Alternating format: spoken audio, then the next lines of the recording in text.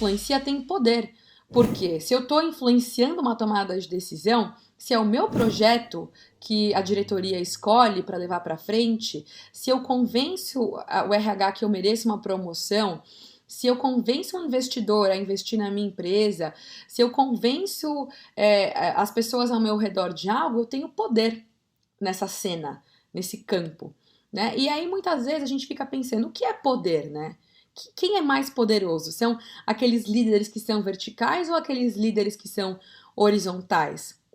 A gente viveu durante muito tempo, principalmente nos anos 80, essa noção de que o poder ele era muito vertical, né?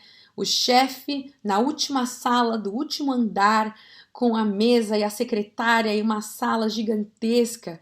E hoje em dia a gente vê que o poder ele está mudando de figura, ele está mudando de cor, ele está mudando de forma.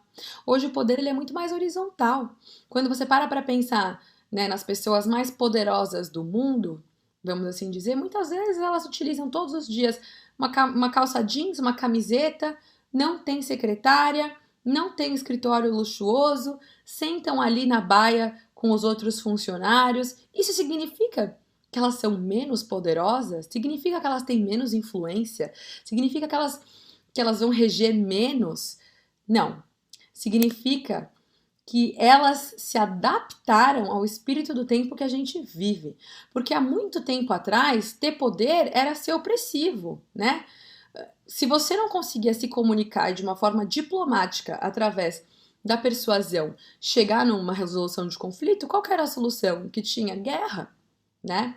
Então, quando a gente pensa em poder, ele já foi associado com coerção, com liberdade, com luta, né? Ou com a própria violência. Mas, às vezes, o que a gente tem que parar para pensar é que no espírito do tempo que a gente vive hoje, o poder nada mais é do que silencioso. E é por isso que eu gosto de sempre falar nas minhas aulas e no meu curso que, para além de você influenciar o seu microcosmo, é importante você estar atenta, estar atento com os olhos e os ouvidos em vigilância para quando forem influenciar você, para que você tome as suas decisões com autonomia e não achando que você tomou a decisão porque você quis, quando na realidade você foi extremamente conduzido a tomar aquela decisão. Tem uma frase do Byung-Chul Han que eu trouxe aqui no slide que ela diz o seguinte: quanto mais poderoso for o poder, mais silenciosamente ele atuará.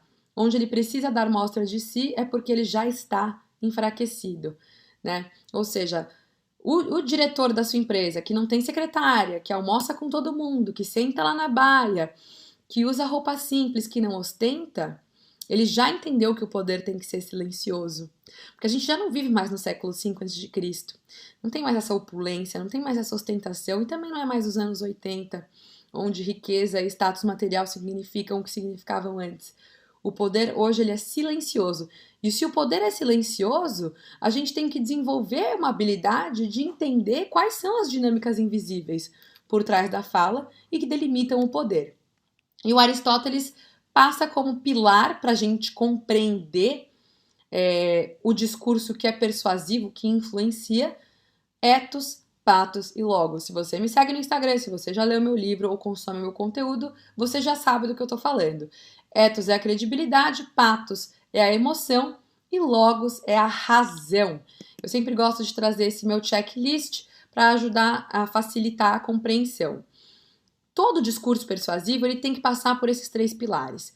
Ethos é a credibilidade de quem fala. Então, qual que é o meu ethos? Bom, eu sou uma comunicóloga, eu sou professora da SPM, eu faço meu mestrado na PUC, eu trabalho na TBWA Child Day, uma das maiores agências do mundo. Esse é o meu ethos. Eu sou produtora de conteúdo, eu tô aqui vendendo meu ethos. Eu tô falando do meu track record. Eu tô dando um depoimento, a minha história de sucesso, meu conjunto de valores, a minha ideologia. O ethos é o que faz eu acreditar em alguém. Né? O Aristóteles sempre diz que se o orador não for digno de fé, ele não tem nada. Então, o que vai transformar você numa pessoa capaz de influenciar é o seu ethos. E que também passa pela sua reputação. E a gente vai fazer alguns exercícios juntos aqui hoje para a gente entender como você está trabalhando o seu ethos. Será que você está trabalhando o seu ethos da forma correta? Tem formas que a gente pode fortalecer a percepção do seu ethos, tá? Já patos, a gente está falando muito mais das emoções, das histórias, do apelo emocional, do storytelling, da empatia, da vulnerabilidade. Às vezes, não necessariamente é uma emoção boa, pode ser uma emoção ruim. Tem muitos líderes que influenciam, principalmente políticos, gerando uma emoção de medo, de intimidação, de terror, né? Quando eu tenho um Donald Trump que fala, por exemplo, I'm gonna make America great again. Eu vou transformar os Estados Unidos num lugar bom novamente. Ele está dizendo, hoje os Estados Unidos não é um lugar bom. O Obama diz praticamente a mesma coisa, só que ele diz o seguinte, yes we can. Sim, a gente consegue. Ele traz um tom otimista. Essa brincadeira com as paixões, essa forma de conduzir o seu texto de acordo com a sua audiência, também é um aspecto muito importante na hora de influenciar e de persuadir.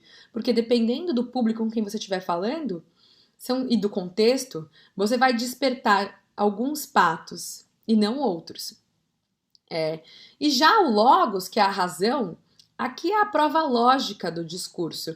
É onde que faz o seu discurso parar em pé? Porque eu acredito em você, você tem uma reputação boa, né? Você está me vendendo um projeto aeroespacial e eu vi que você estudou sobre o tema, você tem experiência sobre isso, mas cadê a prova lógica? Qual é a parte que você vai me explicar como essa tecnologia funciona? Onde que você vai trazer pesquisa, dado, benefício, estudo de caso? Eu preciso que você me prove que o que você está falando é verdade. Tudo isso entra dentro da razão.